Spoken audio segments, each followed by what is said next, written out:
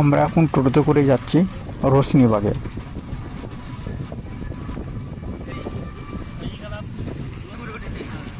আমরা চলে এসেছি রোশনীবাগে। আপনারা দেখতে পাচ্ছেন প্রাচীর ঘাড়া রয়েছে, অনেকটাই বড়। তো আমরা এই রোশনীবাগে সম্বন্ধে একটু জানবো, আমরা ভেতরেও ঢুকবো। এখানে নবাব সিরাজউদ্দিন খানের সমাধি রয়েছে। এখানে একটি মসজিদ রয়েছে, মসজিদটি নবাব সিরাজউদ্দিন খাঁ তৈরি করেছিলেন 1725 থেকে 1739 সালের মধ্যে। এই রোশনীবাগের পাশে আপনারা দেখতে পাচ্ছেন একটি প্রাইমারি স্কুল রয়েছে।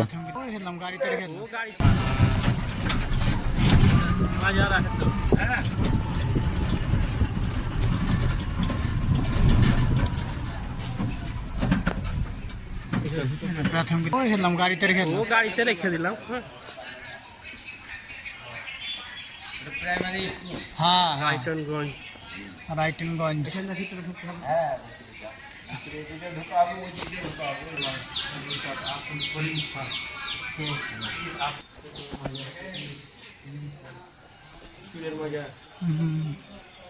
মায়া শরীফের এত কত করে কীভাবে এলো? মায়া শরীফ এত মায়ার ফের কীভাবে এলো?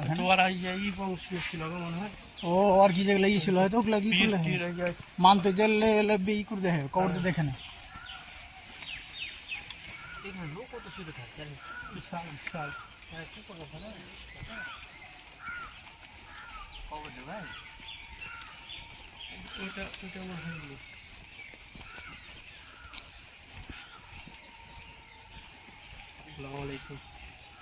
আসসালামু আলাইকুম।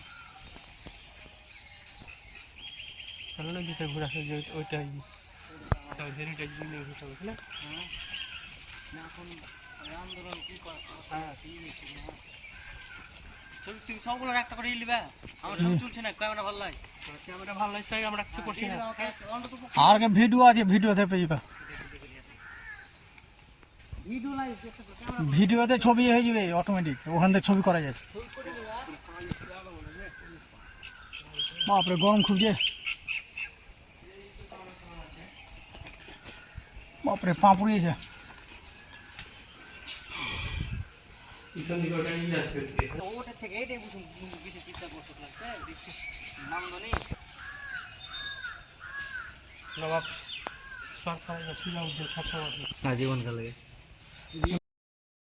রোশনীবাগ দেখার পরে এবার আমরা চলে এসেছি খোশবাগে। মুর্শিদাবাদ জেলায় অবস্থিত ঐতিহাসিক খোশবাগ। খোশবাগ হলো বাংলা নবাবদের কবরস্থান। নবাব সিরাজউদ্দৌলা আলীবর্দী খান, নবাব সিরাজউদ্দৌলার স্ত্রী লুৎফুন্নেসা বেগম, নবাব সিরাজউদ্দৌলার মা আমিনা বেগম এবং তার মাসি ঘসেরি বেগমের কবর রয়েছে এখানে। খোশবাগ ভাগীরথী নদীর তীরে অবস্থিত, অনেকে হুগলি নদী বলে থাকেন। খোশবাগের অর্থ সুখের বাগান। এই খোশবাগে নবাব আলীবর্দী খান তথা আফসার বংশীয় পরিবারদের কবর রয়েছে এবং জাফরগঞ্জে মির্জাফর এবং তার পরিবারের এবং মির্জাফরের পরবর্তী যেসব নবাব হয়েছিলেন তাদের কবর রয়েছে জাফরগঞ্জে। মির্জাফর ছিলেন নাজাফি রাজবংশের অন্তর্ভুক্ত, অর্থাৎ নাজাফি রাজবংশের পরিবারদের কবর রয়েছে জাফরগঞ্জে। এই খোশবাগ মুর্শিদাবাদ জেলার লালবাগ মহকুমায় অবস্থিত। এই খোশবাগ বাগান তৈরি করেছিলেন নবাব আলীবর্দী খান। খোশবাগের আয়তন 7.65 একর এবং 835 মিটার দেওয়াল দিয়ে এই খোশবাগ ঘেরা। এই খোশবাগে 108 রকমের গোলাপ ফুটতো বলে এই খোশবাগে 108 রকমের গোলাপ ফুটতো বলে জানা যায়। 1757 সালে পলাশী যুদ্ধে নবাব সিরাজউদ্দৌলার মৃত্যুর পর তার স্ত্রী লুৎফুন্নেসা বেগম ঢাকা চলে যান এবং তার কিছুদিন পর তিনি এই খোশবাগে ফিরে আসেন এবং খোশবাগে সময় কাটান।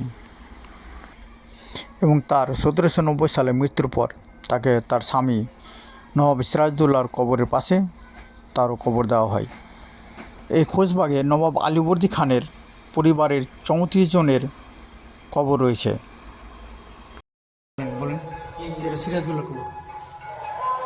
তো দেখতে পাচ্ছেন এটা হচ্ছে আমাদের বাংলা বিহার উড়িষ্যার শেষ স্বাধীন নবাব, হ্যাঁ, সিরাজউদ্দৌলার কবর। এবং এই কবরটা দেখছেন একটু উঁচু। আমরা যদি এমনি মনস্তাত্ত্বিক একটু আলোচনা করি তাহলে বুঝতে পারবো যে নবাব আলীবর্দী খাঁ মান সম্মান খ্যাতি যশে অবশ্যই বয়োজ্যেষ্ঠ ছিলেন মান সম্মানে, তাই তার কবরটা খুব একটু বড় করে করা হয়েছে, বাঁধানো হয়েছে।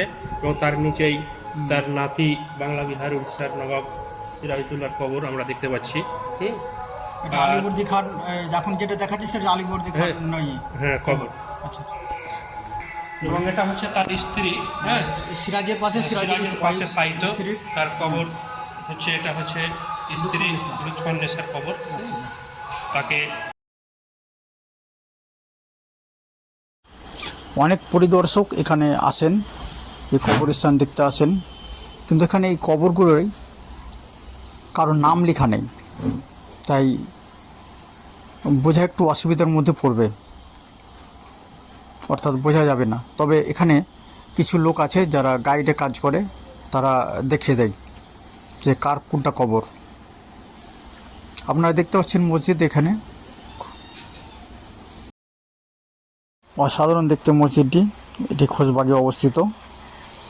এই চতুর্দিকে দেখতে পাচ্ছেন সবুজ ঘাসে ভরা।